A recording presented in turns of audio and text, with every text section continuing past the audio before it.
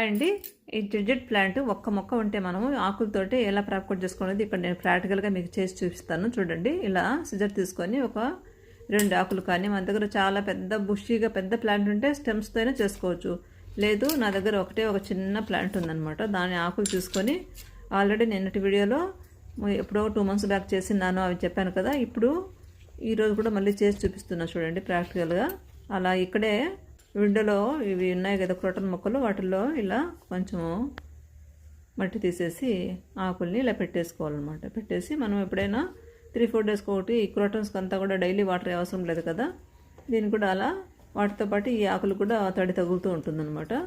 తర్వాత 1 monthకి అలాగా వీటికి ఇప్పుడు మీరు చూసారు కదా నిన్నటి వీడియోలో బల్బు ఎలా ఫామ్ అయ్యి రూట్స్ ఎలా ఫామ్ అయ్యో అలా ఫామ్ అవుతాయి అనమాట. అప్పుడు వీటిని తీసుకొని వేరే రీపాట్ చేసుకోవాలన్నమాట. మంచి అందంగా ఉండేటువంటి పార్ట్స్లోకి మార్చుకుంటే మంచిగా ఈ జెడ్ ప్లాంట్ అనేది మామూలుగా మనము నర్సరీకి వెళ్తే చాలా కాస్ట్ చెప్తారనమాట. మనమే ఇలా ప్రాపగేట్ చేసుకోవచ్చు. ఈ మొక్కలు ఎక్కడైనా పెట్టుకోవచ్చు అనమాట. Indoor plants, 0 maintenance, good oxygen release plant అనమాట. నేను అందుకోసమని మీకు ప్రాక్టికల్గా మళ్ళీ అర్థమవుతుంది. ఎవరికైనా తెలియని వాళ్ళు ఇలా చేసుకోవచ్చు అని మళ్ళీ ఈ వీడియోను చేస్తున్నాను అనమాట.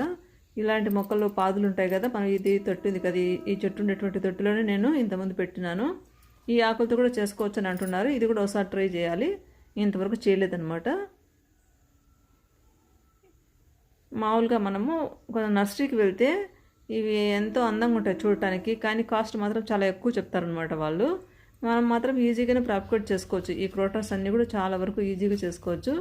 ఈ జెడ్ ప్లాంట్ చూడండి, మా ఇంట్లో ఒక స్టెమ్ ఇలా ఉందన్నమాట. నేను ముందు ఇవి కట్ చేసినట్టు ఇప్పుడు ఈరోజు ఈ పైనవి కట్ చేసి మీకు పెట్టాను కదా. ఇంకా ఈ ప్లాంట్ కూడా నేను స్టెమ్ కటింగ్ ద్వారా చేసుకోవచ్చు అనేసి స్టెమ్స్ అన్ని తీసి బకెట్లో వాటర్లో పెట్టినాను. దీని గురించి రేపటి వీడియోలో తెలుసుకుందాము.